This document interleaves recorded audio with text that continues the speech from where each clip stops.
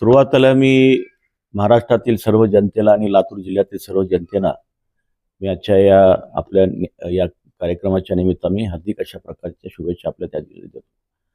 आपण पाहतोय की महाराष्ट्रामध्ये विधानसभेची निवडणूक लागलेले आहेत. उद्याच्या 20 तारखेला या ठिकाणी महाराष्ट्राची जनता विधानसभेमध्ये मतदान करणार आहे आणि त्या दृष्टिकोनातून मी आपल्याला सांगेन की आपण पाहतोय की महाराष्ट्र हा एक संपूर्ण देशामध्ये नाही तर मुंबईसारखं जे एक या ठिकाणी आर्थिक औद्योगिक अशा प्रकारचं जे शहर आहे, तर त्यामुळे संपूर्ण जगामध्ये महाराष्ट्राचं नाव मुंबईमुळे त्या ठिकाणी आणि महाराष्ट्राचे नाव त्या पद्धतीने आहे. आणि म्हणून या अशा प्रकारच्या एक अत्यंत महत्त्वाच्या अशा प्रकारच्या या ठिकाणचे हे होते. आपण पाहतोय की संपूर्ण देशामध्ये महाराष्ट्राचा क्रमांक लोकसंख्येच्या प्रमाणात आज जवळपास दुसऱ्या नंबरचा आहे. म्हणजे उत्तर प्रदेश नंतर महाराष्ट्रच या ठिकाणी एक चांगल्या प्रकारचा मोठा अशा प्रकारचा आहे. आणि म्हणून आज महायुतीचं सरकार आपण बघितलं असेल की महाराष्ट्रामध्ये 2014 पासून ते 2019 पर्यंत सन्माननीय देवेंद्रजी फडणवीस साहेब महाराष्ट्राचे मुख्यमंत्री म्हणून त्यांनी काम केलं आणि अत्यंत कार्यक्षमपणे अत्यंत चांगल्या पद्धतीनं त्यांनी महाराष्ट्रामध्ये आपलं सरकार त्या ठिकाणी 5 वर्ष चालवलं. आपण बघितलं असेल की त्या काळामध्ये 2014 आणि 19च्या काळामध्ये या ठिकाणी शेतीच्या संदर्भामध्ये अनेक अशा प्रकारचे निर्णय घेण्यात आले. अनेक अशा प्रकारच्या योजना त्या ठिकाणी जसं भावांतर योजना असेल किंवा आणखीन बाकीचं या ठिकाणी वॉटर ग्रीडची योजना सुद्धा त्यांनी त्या काळामध्ये संपूर्ण मराठवाड्यासाठी केली होती. उजनीचं पाणी लातूरला आणण्याच्या बाबतीमध्ये सुद्धा त्यांनी तशा प्रकारचा निर्णय घेतला होता. परंतु आपण बघितलं की त्यांनी टेंडर काढायचं सुरुवात केली होती आणि नंतर इलेक्शन झालं आणि इलेक्शनमध्ये दुसरं सरकार आलं आणि त्यामुळे त्या योजना थांबल्या. आणि त्याच्यानंतर आपण बघितलं की 2.5 वर्ष या ठिकाणी सन्माननीय उद्धव ठाकरे आणि त्यांच्या बाकीच्या काँग्रेस राष्ट्रवादीचं सरकार या ठिकाणी होतं आणि त्या काळामध्ये विशेषतः मराठवाड्यातील आणि महाराष्ट्रातील अशा प्रकारचे जे विकासाच्या योजना आहेत सर्व थांबवण्याचं काम त्या निमित्तानं केलेलं आहे. आणि म्हणून मी आपल्या सर्वांना सांगू इच्छितो की एक आपण बघितलं असेल की जसं तुम्ही म्हणलात की आता लातूरच्या विधानसभेच्या निवडणुकीच्या संदर्भात मी आपल्याला सांगेन की लातूरमध्ये आज या ठिकाणी भारतीय जनता पक्षानं अर्चनाताई पाटील चाकूरकरांना या ठिकाणी उमेदवारी दिलेली आहे. आणि त्या उमेदवारीच्या बाबतीमध्ये आपण बघतोय की एक चाकूरकर एक विद्याविभूषित अशा प्रकारच्या डॉक्टर आहेत, एक कार्यक्षम आणि धाडशी अशा प्रकारचं एक आमची महिला भगिनी आहे. आणि आपण पाहतोय की शिवराज पाटील चाकूरकर साहेब ज्यांचं नाव संपूर्ण देशाला महाराष्ट्राला या ठिकाणी माहिती आहे, एक चारित्र्य संपन्न आणि एक चांगल्या पद्धतीनं विकासात्मक अशा प्रकारचे करणारे त्यांची पूर्ण प्रतिमा संपूर्ण महाराष्ट्रामध्ये आणि देशामध्ये आहे. त्यामुळं चाकूरकर साहेबांच्या विचाराला घेऊन या ठिकाणी लातूर मतदारसंघ असेल किंवा महाराष्ट्र असेल त्याला पुढे घेऊन जाण्याचं काम निश्चितपणे या ठिकाणी अर्चनाताई पाटील करतील. फक्त म्हणजे महाराष्ट्रापुरतंच नाही तर कुठल्या जाती धर्मासाठी नाही तर सर्व मानव जातीला सगळ्या जाती धर्माच्या लोकांना एकत्रितपणे पुढे घेऊन त्यांचा विकास कशा पद्धतीनं साधता येईल या प्रकारचा प्रयत्न निश्चितपणे होणार आहे. आणि म्हणून त्यांच्या उमेदवारीमुळं निश्चितपणे फायदा या ठिकाणी भारतीय जनता पक्ष मित्रपक्षाला सुद्धा या निमित्तानं होईल अशा प्रकारचा विश्वास मला स्वतःला वाटतो. आणि म्हणून मी आपल्या सर्वांना सांगेन की आपण बघतोय की कालच्या निवडणुकीच्या जाहीरनाम्याच्या माध्यमातून सुद्धा किंवा गेल्या 2.5 ते 2.5 वर्षाच्या काळामध्ये एकनाथराव शिंदे, देवेंद्र फडणवीस साहेब आणि अजितदादा पवारांच्या सरकारनं ज्या प्रकारच्या या ठिकाणी योजना मग ते शेतकऱ्यासाठी असतील, महिलांसाठी असतील, तरुणासाठी असतील, उद्योगासाठी असतील, तर या पद्धतीच्या योजना मी आपल्याला सांगेन की महाराष्ट्राच्या आत्तापर्यंतच्या 52 ते 55 वर्षाच्या काळामध्ये अशा प्रकारच्या ऐतिहासिक योजना कधी या ठिकाणी घेण्यात आल्या नाहीत. आपण बघितलं त्यांनी काय केलं की मुख्यमंत्री लाडकी बहीण योजना या योजनेच्या अंतर्गत 1500 रुपये देण्याचं त्यांनी जाहीर केलं आणि प्रत्येक महिलेला पैसे पण मिळाले. आणि त्यांनी आता जाहीर केले की आम्ही 2100 रुपये देण्याचं काम करणार आहोत. शेतकऱ्याला संपूर्ण लाईट मोफत देण्याची व्यवस्था, मागलं लाईट मागणार नाही आणि पुढली लाईटसुद्धा बिल घेणार नाही अशा प्रकारे त्यांनी सांगण्याचं काम त्या माध्यमातून केलेलं आहे. आणि त्याचबरोबर आपण बघतो की हमी भावाचा आता सगळ्यात महत्त्वाचं शेतकऱ्याची आमची अडचण काय असेल, कारण मी शिक्षण क्षेत्रामध्ये काम करत असल्यामुळं की शेतकऱ्याला शासनानं 4,892 रुपये म्हणजे जवळपास 4,900 रुपये हमी भाव सोयाबीनला दिलेला आहे. परंतु या ठिकाणी मार्केटमध्ये भाव कमी आहे. म्हणून देवेंद्र फडणवीस साहेबांनी या ठिकाणी अशा प्रकारचं जाहीर केलं आहे की ते जे काही फरक आहे म्हणजे 500 रुपयाचा असेल किंवा 800 रुपयाचा असेल तर ते भावांतर योजनेच्या अंतर्गत शेतकऱ्याला देण्याचं काम आम्ही निश्चितपणे करणार आहोत. कारण मागल्या काळामध्ये सुद्धा त्यांनी तशा प्रकारचे पैसे शेतकऱ्याला दिले होते, म्हणून शेतकऱ्याला विश्वास आहे. आणि तशा पद्धतीनं आपण बघितलं असेल की आत्ताच परवा त्यांनी शेतकऱ्यांना जी या ठिकाणी जी नुकसान भरपाई झाली, प्रत्येक हेक्टरला 13,600 रुपये या ठिकाणी देण्याचं काम त्यांनी त्या पद्धतीनं केलेलं आहे.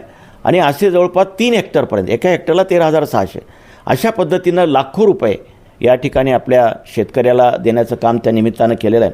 आणि म्हणून मी आपल्या सर्वांना सांगेन की दुसरं महत्त्वाचं काय असेल तर शेतकऱ्याची संपूर्ण कर्जमाफी हा एक ऐतिहासिक अशा प्रकारचा निर्णय आहे.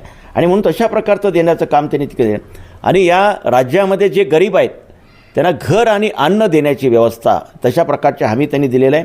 त्याचबरोबर 25 लाख या ठिकाणी महिलांना रोजगार देण्याच्या बाबतीमध्ये केलेलं आहे. आणि सगळ्यात महत्त्वाची माझ्या दृष्टिकोनातनं कुठली घोषणा असेल तर आमच्या या ठिकाणच्या मुलींना त्यांना संपूर्ण MBBS असेल, इंजिनिअरिंग असेल, त्याला मोफत अशा प्रकारचं शिक्षण देण्याची घोषणा तशा पद्धतीनं. आपल्याला माहिती असेल की मेडिकलला 7-7, 10-10 लाख रुपये फीस आहे, तर ती सगळी फीस कोण भरणार आहे?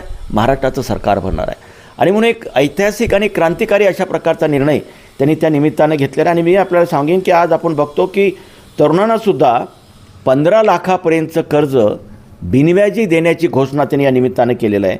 घरगुती आता जी लाईट आहे, जसे शेतीची लाईट फुकट, घराची लाईटसुद्धा 30% कमी करण्याची घोषणा त्यांनी केलेली आहे.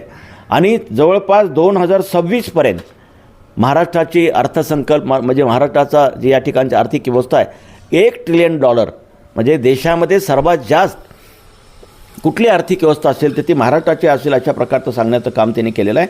आणि दुसरा मुद्दा या ठिकाणी आहे की आता आपण बघतोय की रोबोटेक असेल, AI असेल, हे नवीन जे टेक्नॉलॉजी प्रचंड मोठी प्रमाणात जगामध्ये आलेलं आहे. आणि त्या पद्धतीनं माननीय नरेंद्र मोदी साहेब या बाबतीमध्ये अत्यंत जागरूक आहेत. त्यांनी परवाच त्यांनी बघितलं असेल की अमेरिकेचे एक उद्योगपती त्यांच्यासोबत त्यांनी बैठक घेतली आणि भारतामध्ये तो उद्योग सुरुवात करण्यात महाराष्ट्रानं अशा प्रकारचं ठरवलं आहे की AIच्या बाबतीमध्ये पहिलं विद्यापीठ देशामध्ये कुठं निघणार असेल तर ते महाराष्ट्रामध्ये निघणार आहे. या पद्धतीचं सांगण्याचं काम त्यांनी या निमित्तानं केलेलं आहे. आणि म्हणून मी आपल्याला या निमित्तानं सांगू इच्छितो की निश्चितपणे या निमित्तानं अर्चनाताई पाटील असतील किंवा महाराष्ट्रातलं या ठिकाणचं जे आपलं सरकार आहे त्याला महाराष्ट्राची जनता निश्चितपणानं या ठिकाणी आशीर्वाद दिल्याशिवाय राहणार नाही अशा प्रकारची परिस्थिती आहे. आपण बघतो की आज लातूरमध्ये 1980 पासून ते 2024पर्यंत आज देशमुख परिवाराची मधले जर 5 वर्ष माझे जर सोडले की लातूरकरांनी आपण सर्व जनता जनार्दनांनी मला निवडून दिलं होतं, त्या काळामध्ये विलासराव देशमुखाच्या विरोधात तुम्ही मला 32,000 अधिक मतं निवडून दिलं होतं. तो जर काळ सोडला तर आत्तापर्यंत सत्ता त्यांच्या ताब्यामध्ये 8.5 वर्ष महाराष्ट्राचे मुख्यमंत्री. आणि विलासरावजी या ठिकाणी जवळपास 20-22 वर्ष मंत्री. अमित देशमुख जे या ठिकाणचे आमदार आहेत ते जवळपास 3.5-4 वर्ष मंत्री म्हणून काम केलं. परंतु या काळामध्ये आपण बघतोय की तुम्ही बघितलं असेल की एक दिवसाचा मुख्यमंत्री, जो पिक्चर तुम्ही बघितला असेल महानायक मला वाटतं, तर त्या माध्यमातून आपण बघतो की एक दिवसाचा मुख्यमंत्री काय करतो. परंतु 8.5 वर्षाचा मुख्यमंत्री असतानासुद्धा लातूरमध्ये आज 8 दिवसाला एकदा पाणी येतं आहे. त्या ठिकाणी उजनी धरणातनं पाणी आणण्याची घोषणा अमित देशमुखांनी या ठिकाणी गेल्या 1900 इलेक्शनमध्ये केली होती की मी 2 महिन्यात पाणी आणतो, नाहीतर आमदारकीचा राजीनामा देतो. परंतु पाणी आलं नाही किंवा त्याने आमदारकीचा राजीनामा दिला नाही. विलासरावजीने 22 वर्षापूर्वी त्या उजनीच्या धरणाच्या पाण्याचं भूमिपूजन केलं होतं, पण ते पाणी इथं आलं नाही. लातूरच्या MIDCमध्ये एक तरी उद्योग आहे?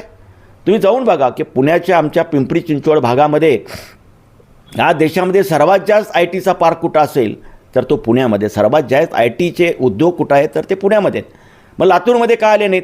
आणि या पद्धतीनं आपण बघतो की लातूरचं तुम्ही बघितलं असेल की या ठिकाणचं जिल्हा रुग्णालय असेल, लातूरचं त्याच पद्धतीनं बाकीचे इतर जे काही समजा इतर गोष्टी असतील तर त्या पद्धतीचं आपण पाहतोय की लातूरचा विकास करण्याच्या बाबतीमध्ये त्यांनी पूर्ण दुर्लक्ष करण्याचं काम केलं. एका बाजूला आपण बघतोय की त्यांनी आपले स्वतःचे 8-10 साखर कारखाने काढण्याचं काम केलं. प्रत्येक ठिकाणी साखर कारखाने ते उभा करतायत, परंतु त्या माध्यमातून या कारखाने एक शेतकऱ्याच्या सोयीचे आहेत, बरोबर आहे, परंतु शेतकऱ्याला ज्या पद्धतीनं न्याय द्यायला पाहिजे दुर्दैवाने या ठिकाणी देशमुख परिवाराच्या माध्यमातून आलेला कारखाना न्याय देत नाही. उलट शेतकऱ्याची लुबावणूक करता अशा म्हणलं तर या ठिकाणी वावगं होणार नाही. या ठिकाणी मी आपल्याला सांगेन की अजितदादा पवार यांचा पवारसाहेबाचा साखर कारखाना सोमेश्वर सहकारी साखर कारखाना आहे संगमनेरला. त्या कारखान्यामध्ये आपल्या ह्याच्यामध्ये तुमच्या बारामतीमध्ये तर त्या कारखान्याने जवळपास 3800 ते 2900 रुपये टनाला भाव गेल्या वर्षी देण्याचं काम केलेलं आहे. परंतु लातूरच्या आमच्या या देशमुख परिवारातल्या कारखान्याने कुणी कारखान्यानं 2400-2600च्या पुढे या ठिकाणी भाव दिला नाही. यावर्षी इलेक्शन म्हणून 100% जास्त दिले, परंतु 23-24मध्ये आपण बघितलं की त्या ठिकाणी 2200-2400च्या पुढे या ठिकाणी भाव देण्याचं काम त्या माध्यमातून केलेलं नाही आहे. आणि म्हणून मी आपल्या सर्वांना या निमित्तानं सांगतो. आणि दुसरी महत्त्वाची गोष्ट जर काय असेल तर ही जी आमचा जो देशमुख जो काँग्रेसच्या माध्यमातून काम करतायत, काँग्रेसची प्रामाणिक राहण्याचं, इमानदारीनं राहण्याचं काम त्यांनी कधी केलं नाही. माननीय शिवराज पाटील चाकूरकर साहेबांना पाडण्यासाठी लोकसभेला 3दा त्यांनी प्रयत्न केला. आपण बघितलं असेल की ज्यावेळेस वैजनाथराव शिंदे जे माझे चांगल्या प्रकारचे मित्र आहेत त्यांना ज्यावेळेस विधानसभाची तिकीट दिलं होतं, विलासरावांनी तिकीट दिलं होतं, तर त्यांना पाडण्यासाठी दिलीपराव देशमुखांनी पूर्ण त्या ठिकाणी ताकद लावून प्रयत्न केला होता. माझ्या मिसेस या ठिकाणी आपण बघितलं असेल की प्रतिभाताई पाटील कवेकर जिल्हा परिषदच्या अध्यक्ष म्हणून त्यांना जिल्ह्यामध्ये काम केलं. ती जिल्हा परिषद देशामध्ये पहिली आली, मोदी साहेबाच्या हस्ते 50 लाखाचं बक्षीस मिळालं. राज्यामध्ये पहिली आली, गव्हर्नर साहेबाच्या हस्ते 35 लाखाचं बक्षीस मिळालं. परंतु त्या ठिकाणी आपला जो मूळ मतदारसंघ होता तो राखीव झाल्यामुळे दुसऱ्या मतदारसंघामध्ये आपण उभारलो, निवळी मतदारसंघामध्ये, आणि त्या ठिकाणी पूर्ण तशा प्रकारचं सहकार्य होतं. परंतु या लोकांनी विरोधामध्ये काम केलं आणि करून आपण बघितलं असं त्या ठिकाणी पराभव आपल्याला स्वीकारावा लागला. आणि म्हणून त्या निमित्तानं मी आपल्या सर्वांना या निमित्तानं सांगू इच्छितो की आज आपण बघतो एका बाजूला राज्याच्या या ठिकाणी महायुतीचं आपल्या या ठिकाणी जे सरकार आहे ते निश्चितपणे सरकार या निमित्तानं चांगल्या प्रकारचं काम करण्याचा महायुतीचा प्रयत्न करतो आहे. दुसऱ्या बाजूला आपण बघतो की देशाचे पंतप्रधान माननीय नरेंद्र मोदी साहेब आहे ना, देशातल्या जवळपास 140 कोटी जनतेनं तिसऱ्यांदा पंतप्रधान होण्याची संधी त्यांना या ठिकाणी आशीर्वाद देऊन केलेली आहे. जगातले 78% लोक त्यांना लाईक करतात. भारताच्या इतिहासामध्ये पहिली गोष्ट आहे की अशा प्रकारचं कोणा पंतप्रधानाला देशाच्या लाईक करण्याचं काम जर कुठं होत असेल तर मोदी साहेबाच्या माध्यमात. नरेंद्र मोदी साहेब एक अध्यात्मवादी, निस्वार्थी आणि चारित्र्य संपन्न अशा प्रकारचा पंतप्रधान या देशाला मिळाला आहे. एक अध्यात्माचे संस्कार असणारा या ठिकाणी अशा प्रकारचा आपल्याला एक पंतप्रधान मिळाला आहे. आणि निश्चितपणे भारताला ज्या पद्धतीनं ते पुढे घेऊन जात आहेत, भारतामध्ये नाही तर जगामध्ये कोरोनाचा महाभयंकर संकट आलं होतं. आज रशिया आणि इस्रायलचं युद्ध चालू आहे, 6 युद्ध चालू आहेत. या सगळ्याचा परिणाम जगामध्ये जी जगाची आमची जी अर्थव्यवस्था आहे ती 3.5%वरनं 2.5%वरती आली. भारताची या ठिकाणची जी आमचा अर्थव्यवस्था जी आहे ते 26वरती आली. आणि या सगळ्या परिस्थितीवरती या जवळपास 57 लाख कोटीचं नुकसान भारताचं या करोना काळामध्ये आणि ह्याच्यामध्ये झालं. ही सगळी परिस्थिती असतानासुद्धा त्याच्यावरती मात करून आज भारत देश जगामध्ये मी आपल्याला सांगेन की 5व्या क्रमांकावर आहे. येत्या काही महिन्यामध्ये तो 3ऱ्या क्रमांकावर जाईल. आणि 2034मध्ये भारत अमेरिका आणि चीनलासुद्धा मागं टाकून एक महासत्ता बनेल अशा प्रकारचं मी आपल्या सर्वांना सांगणार आहे. आणि म्हणून या पद्धतीनं भारत ज्या पद्धतीनं काम या ठिकाणी नरेंद्र मोदी साहेब करते त्याच्यामुळे तुम्ही बघितलं असेल की जगातल्या 14 राष्ट्रांनी त्यांना या ठिकाणी सन्मान पद्मभूषण अवॉर्ड देऊन त्यांचा सत्कार केला आहे, ज्याच्यामधले 6 मुस्लिम राष्ट्र आहेत आणि बाकीचे राष्ट्र आहेत. त्याच पद्धतीनं आपण बघतो की आज या ठिकाणी अल्पसंख्याक जो आमचा मुस्लिम बांधव आहे त्यालासुद्धा या ठिकाणी वेगवेगळ्या प्रकारच्या मदत करण्याचं काम, म्हणजे ज्या पद्धतीनं आपण हजच्या बाबतीमध्ये त्या ठिकाणी टॅक्सच्या बाबतीमध्ये असेल, मदरसेच्या बाबतीमध्ये, आणि जवळपास 5 आमच्या मुस्लिम बांधवांना या ठिकाणी पद्मभूषण अवॉर्ड देऊन, ज्याच्यामध्ये काश्मीरचे आहेत, कर्नाटकाचे आहेत, त्यांना देऊन त्यांना सत्कार करण्याचं, गौरव करण्याचं काम त्या निमित्तानं केलेलं आहे. आणि म्हणून मी आपल्या सर्वांना या निमित्तानं सांगू इच्छितो की आज या माध्यमातून मी आपल्याला सांगेन की खऱ्या अर्थानं PM मोदी साहेबाचं काम एक गतिमान अशा प्रकारचं आहे. आणि म्हणून त्याच पद्धतीनं आम्ही अशा प्रकारचा विश्वास आपल्या माध्यमातून जनतेला देऊ इच्छितो की लातूरचा जो विकास इथं खुंटवण्याचं काम केलेलं आहे, ज्या पद्धतीनं लातूर कृषी उत्पन्न बाजार समितीचा सभापती म्हणून मी ज्यावेळेस 1996 ते 93पर्यंत काम करून लातूरची मार्केट कमिटी राज्यामध्ये 3ऱ्या क्रमांकाची आणली, जी कधीकाळी 13व्या क्रमांकाची होती. त्या पद्धतीनं लातूरला या ठिकाणी आम्ही चंदीगड बनवण्याचं काम आम्ही करू. संपूर्ण लातूर शहर आणि लातूर जिल्ह्याला तशा प्रकारचं करण्याचं काम करू की ज्याच्या माध्यमातून एक स्मार्ट अशा प्रकारचं विलेज आणि स्मार्ट अशा प्रकारचं काम या माध्यमातून होईल.